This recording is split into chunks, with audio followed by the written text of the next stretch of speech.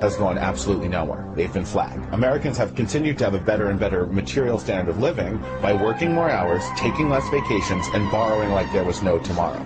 And the problem we have now is they cannot borrow that much again.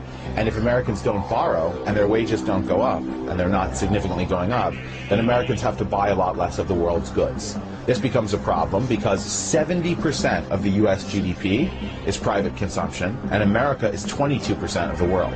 That basically means 15% of the economic activity on this earth is American private consumption. If that turns down, which it has, and if it stays down, which it likely will, this means we've basically pushed down the level of economic activity for all 6.2 billion people on Earth.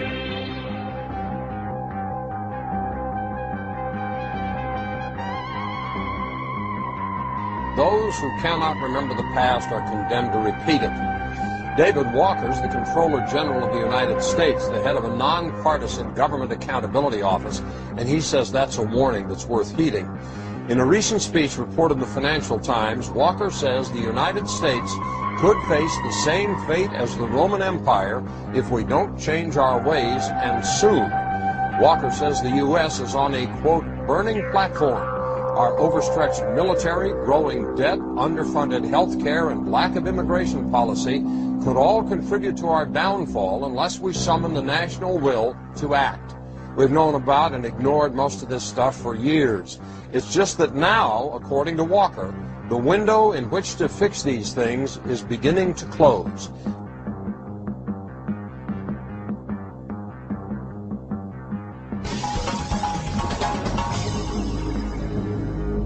The future will be a total disaster with the collapse of our capitalistic system as we know it today, wars, massive government debt defaults, and the impoverishment of large segments of Western society.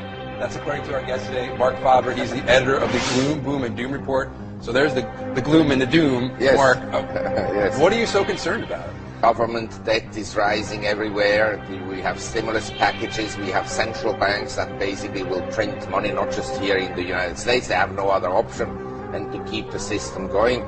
And so this will be negative for the Western world compared to emerging economies. It's going to be the trigger. Well, you're talking about economic Armageddon here. Yes, absolutely. That I'm convinced.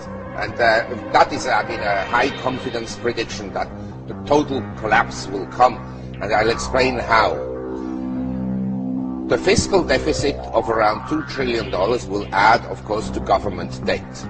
It will be in future very difficult for the Federal Reserve to increase short-term rates because then the interest payments on the debt go up substantially. What is it like when capitalism collapses? What happens? Well, when it collapses, essentially you have a currency reform that old money is then called back and you issue new money. So the dollars, so we get new dollars. It's going to be probably Zimbabwe. at some... When? Well, I think for the next crisis, which may happen in 3 years or in 5 years or in 10 years.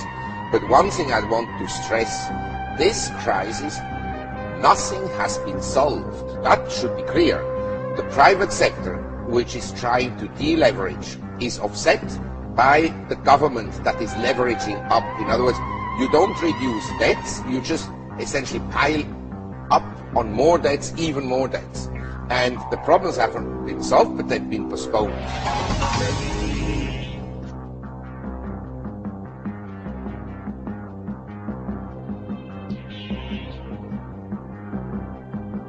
Back with Damon Vickers, Chief Investment Officer, 9 Points Capital Partners, staying with us live out of Seattle, Washington. Damon, you guys are a hedge fund, and what you guys basically do is you try and catch breaks either the up or downside. Apparently with oil, also with gold, you've done the timing pretty right. Currencies look weaker, all for the reasons that we talked about before. I mean, you've got huge wage disparities. I don't know how that inevitably resolves itself. It may resolve itself in some type of a global currency crisis. And then if the global currency crisis unfolds, then inevitably you get, I guess, an alignment under a global world government, a new global currency, and a new world order. So we may be moving towards that. Talk to us a little bit more about this currency crisis you see erupting. What does that assume about what's going to happen to the dollar? Well, it assumes that the dollar will utterly get destroyed. and become virtually worthless. You know, we have